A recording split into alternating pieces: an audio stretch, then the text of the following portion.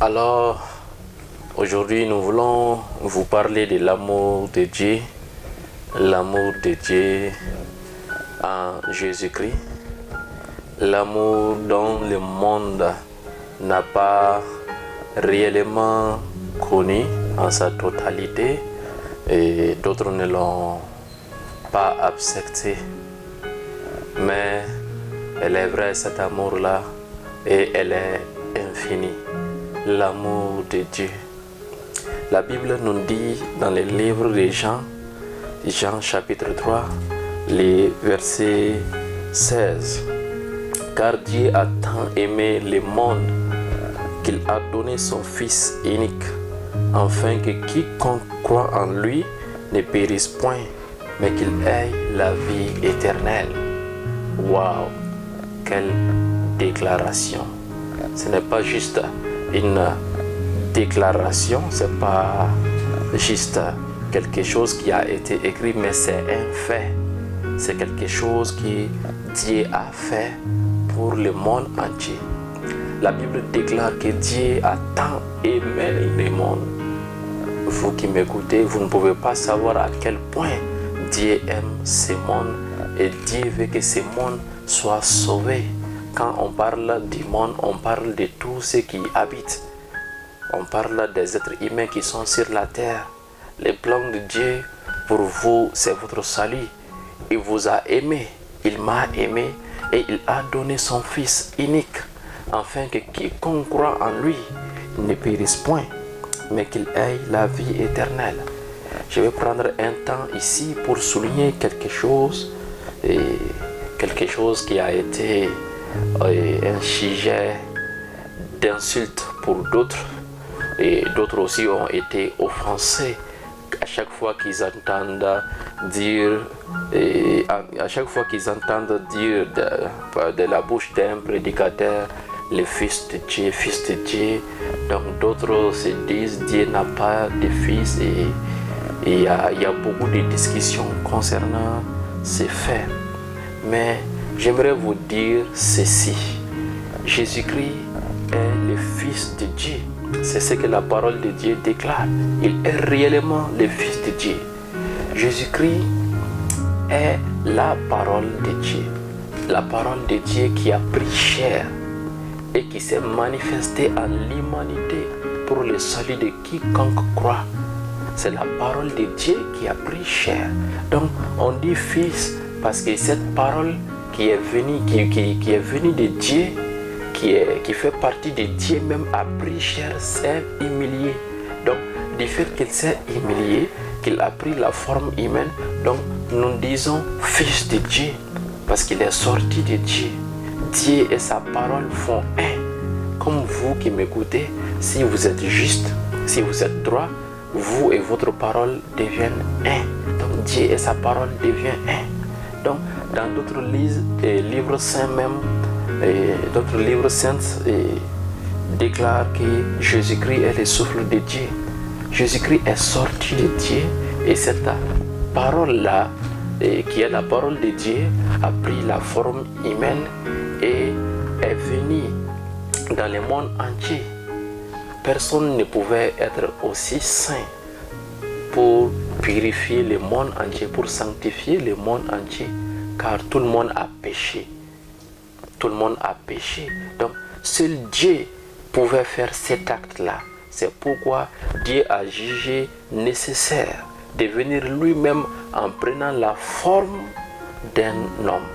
Je dis bien Dieu parce que la parole de Dieu et Dieu font un. Jésus est la parole de Dieu et manifestée à l'humanité pour le salut de quiconque croit. Ceci est vraiment très très important. Pour vous qui n'avez pas encore donné votre vie à Jésus-Christ, cette question, vous devriez être capable de la répondre. Qui va sanctifier vos nombreux péchés? Qui va sanctifier ces péchés que vous commettez chaque jour? Qui sera votre garant auprès de Dieu lorsque vous allez quitter cette terre ici? Il vous faut être sanctifié et il n'y a pas un autre moyen que le sang de Jésus-Christ, le sang pur, le sang innocent, le sang dans lequel il n'y a pas de péché. Donc Jésus est le Fils de Dieu, Jésus-Christ est la parole de Dieu. Croyez en cet amour-là. Dieu vous aime et Dieu ne veut pas que vous périssiez, mais il veut que vous ayez la vie éternelle. La Bible déclare dans les versets 17, Dieu en effet n'a pas envoyé son Fils dans le monde pour qu'il juge le monde, mais pour que le monde soit sauvé par lui. Jésus n'est pas venu juger le monde, mais pour que le monde soit sauvé par lui. Et celui qui croit en lui n'est point jugé, mais celui qui ne croit pas est déjà jugé parce qu'il n'a pas cru au nom du Fils unique de Dieu. Vous voulez échapper au jugement de Dieu? Beaucoup de personnes parlent de ce jugement après la mort et de ce jugement que tout le monde aura part après la mort. La bonne nouvelle est ceci: celui qui croit en Jésus-Christ ne va pas être au rang de ce jugement-là. Il ne sera plus condamné. La condamnation qui mène à l'enfer, ce dernier ne sera plus condamné. Il est passé de la mort à la vie par la foi en Jésus-Christ. C'est pourquoi vous qui m'écoutez, si vous n'avez pas encore donné votre vie à Jésus-Christ, il est temps maintenant de le faire. Sinon vous risquez de le regretter amèrement. Personne ne sait le jour où il va mourir. C'est pourquoi, si vous entendez ces messages de la part de Dieu, prenez cette décision de donner votre vie à Jésus-Christ, car Dieu vous aime et c'est le plan de Dieu pour vous, que vous connaissiez Jésus-Christ, que vous expérimentez son amour à travers Jésus-Christ. La Bible nous dit encore dans le livre des Romains 5, les versets 7 à 8, la Bible nous dit: à peine mourrait-on pour un juste, quelqu'un peut-être mourrait-il pour un homme de bien. Mais Dieu prouve son amour envers nous en ce que lorsque nous étions encore des pécheurs, Christ est mort pour nous. Voici la preuve de l'amour pour l'humanité, pour vous-même, chrétiens, qui avez cru. Souvent, quand les difficultés viennent dans notre vie, quand la tempête vient de tous les côtés, souvent nous nous posons beaucoup de questions, même en tant qu'enfants de Dieu, nous nous disons: est-ce que Dieu m'aime? Est-ce que Dieu ne m'a pas oublié? Ou souvent quand nous voyons un frère être béni par une chose, un matériel, donc nous disons: est-ce que Dieu m'aime? Est-ce que Dieu ne m'a pas oublié? Ou souvent quand la maladie vient, ou quand souvent, d'après humainement, nous ne voyons plus de porte de sortie dans notre situation, nous disons: est-ce que Dieu m'aime? Est-ce que Dieu réellement pense à moi? Oui, Dieu pense à toi, Dieu t'aime. Et vous allez vous demander pourquoi. Voici la réponse. En Jésus-Christ, Dieu a prouvé son amour envers vous tous en donnant Jésus-Christ. Jésus est la preuve de l'amour de Dieu. Ce ne sont pas les voitures, ce ne sont pas les motos, ce ne sont pas l'argent, ce n'est rien d'autre. C'est Jésus-Christ. Jésus est la preuve de l'amour de Dieu. Voici la preuve. Donc Jésus a déjà été donné sur la croix. Cela veut dire que Dieu vous aime et Dieu veut le meilleur pour vous.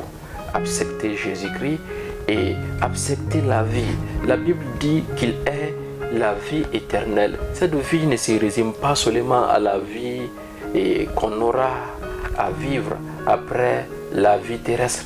Non, il s'agit aussi de la vie zoé. C'est d'avoir la vie.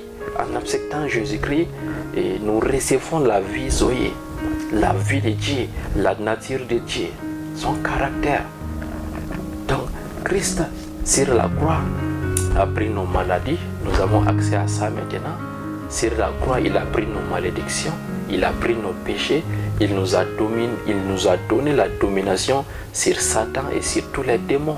Donc, en acceptant Jésus-Christ, nous menons une vie supérieure.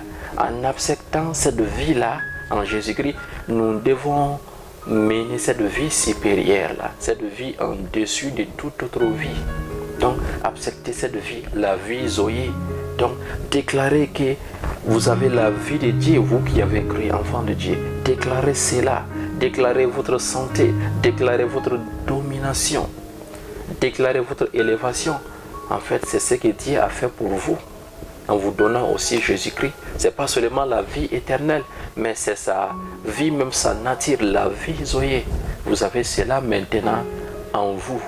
Donc, donnez l'accès à cette vie de se manifester en vous chaque jour et menez une vie heureuse et soyez dans la paix. Que la grâce du Seigneur soit avec vous dans les noms puissants et merveilleux de Jésus-Christ. Amen.